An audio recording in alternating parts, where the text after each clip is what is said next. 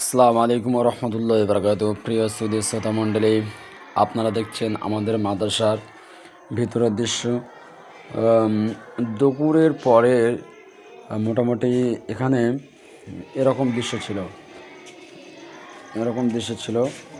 আপাতত এখন স্পঞ্জের ব্যবস্থা করা হয়েছে ছাত্রদের জন্য।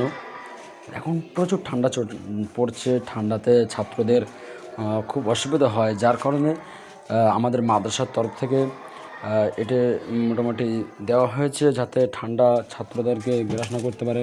ওঘরটাও দেখতে পাচ্ছেন, ওঘরও করেছে। নামাজ পড়ে এখানে নিশ্চয় ভালো লাগে, ওই জন্য আমাদের মাদ্রাসা একজন শিক্ষক দেখছে যে নামাজ পড়ে কেমন লাগছে। খুবই ভালো লাগছে আলহামদুলিল্লাহ। এবং যে ঠান্ডাতে এটা যদি বিছানা থাকে নিচের যে ঠান্ডা, এটা উপরে আসার কোনো সম্ভাবনাই নেই। আর এখানে শীতের মৌসুম চলছে, বাচ্চাদের সর্দি যাতে না লেগে যায়, সে কারণে মাদ্রাসার সেক্রেটারি হিসেবে এবং মাদ্রাসার একনিষ্ঠ একজন দাতা দুজনে মিলে মাদ্রাসায় স্পঞ্জের ব্যবস্থাটা করেছেন। এবং এটি খুবই সুন্দর, খুবই আরামদায়ক। এর উপরে হাঁটতে যেমন ভালো লাগছে, এবং এতে শুতে বা এতে ঘুমাতে খুবই আমি বলছিলাম মসজিদে যদি এরকম ফাঁস কাতারে যদি দেওয়া হতো তাহলে কেমন হতো। মসজিদে কটা কাতারের জন্য ইতিমধ্যে সভাপতি সাহেবের সঙ্গে আলোচনা মাশাআল্লাহ মসজিদটা ইনশাআল্লাহ যদি রাজি থাকে খুবই শীঘ্রই পুরো মসজিদটা কভার হয়ে যাবে। হ্যাঁ, যাক মাশাআল্লাহ, খুব সুন্দর।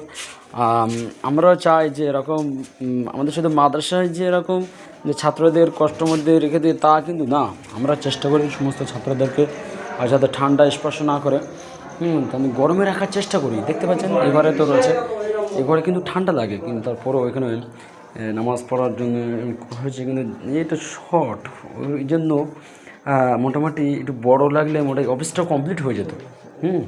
অফিসটা হয়ে যেত, কিন্তু অল্পর জন্য কিন্তু হয়নি।